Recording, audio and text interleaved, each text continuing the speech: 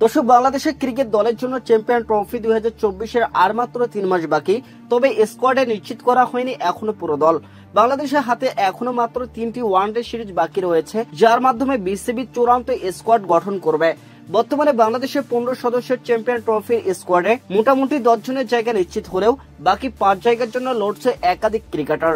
দর্শক, নিশ্চিত 10 জন। বাংলাদেশ দলের মধ্যে পারফরমেন্স এবং প্রতিভার বিচারে যাদের স্কোয়াডে জায়গা নিশ্চিত তাদের মধ্যে প্রথমে আসবে লিটন কুমার দাস এবং সৌম্য সরকার। যদিও লিটন কুমার দাসের পারফরমেন্স কখনো কখনো খারাপ হয়েছে, এদিকে তার প্রতিভা এবং সম্ভাবনা তাকে দলের অন্যতম গুরুত্বপূর্ণ সদস্য করে তুলেছে। সৌম্য সরকারও অনেকদিন ধরে দলের সুযোগ পাচ্ছেন, তবে তার ব্যাটিং এর সাম্প্রতিক কিছু খারাপ পারফরমেন্স রয়েছে। তবুও তার প্রতিভা এবং দীর্ঘমেয়াদী সক্ষমতার কারণে চ্যাম্পিয়ন ট্রফির স্কোয়াডে তার জায়গা নিশ্চিত বলে মনে হচ্ছে।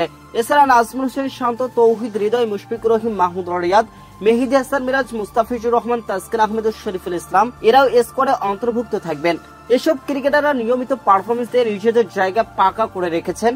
তবে বাকি 5 জায়গার জন্য বেশ কিছু ক্রিকেটারদের মধ্যে প্রতিযোগিতা চলছে। দর্শক, সাকিব আল হাসান বর্তমানে কিছু অনিশ্চয়তার মধ্যে রয়েছেন, বিশেষত তার মানসিক ও শারীরিক অবস্থার কারণে। যদি তিনি বাকি থাকা সিরিজগুলোতে ফিরে আসেন এবং ভালো পারফরমেন্স করেন, তাহলে তার স্কোয়াডে স্থান পাওয়া নিশ্চিত হতে পারে। তবে এজন্য তার শারীরিক ও মানসিক প্রস্তুতি খুবই গুরুত্বপূর্ণ। দর্শক, তামিম ইকবাল চ্যাম্পিয়ন ট্রফিতে খেলার সম্ভাবনা এখনো খুবই কম। তার ফিটনেস এবং সাম্প্রতিক পারফরমেন্সের কারণে তার স্কোয়াডে স্থান পাওয়া কঠিন হয়ে পড়েছে। তবে যদি তিনি সুস্থ হয়ে ওঠেন এবং ফর্মে ফেরেন, তবুও শেষ মুহূর্তে তার জায়গা নিশ্চিত হতে পারে। আরেকটি গুরুত্বপূর্ণ আলোচনা হলো জাকের আলী ও ইনামুল হক বিজয়ের মতো ব্যাটসম্যানদের জায়গা নিয়ে।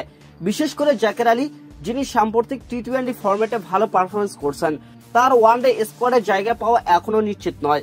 দর্শক, আর রিশাদ হোসেন, তাইজুল ইসলাম, হাসান মাহমুদের মধ্যে কেউ যদি ওয়েস্ট ইন্ডিজ সিরিজে ভালো করে, তাদের স্কোয়াডে অন্তর্ভুক্ত সম্ভাবনা রয়েছে। বাংলাদেশের স্কোয়াড এখনো পুরোপুরি নির্ধারিত হয়নি এবং এর জন্য ওয়েস্ট ইন্ডিজ সিরিজ এবং শেষ পর্যন্ত চ্যাম্পিয়ন ট্রফির প্রস্তুতির ম্যাচগুলো অনেক কিছু নির্ধারণ করবে। তবে বর্তমানে স্কোয়াডের ভিত্তিতে 10 জনের জায়গা নিশ্চিত হলেও বাকি 5 জায়গার জন্য প্রার্থী অনেক। দর্শক, এখন সবার চোখ ওয়েস্ট ইন্ডিজ সিরিজের দিকে, যেখানে এসব খেলোয়াড়দের পারফরমেন্সের উপর নির্ভর করবে তাদের চ্যাম্পিয়ন ট্রফির জন্য নির্বাচন।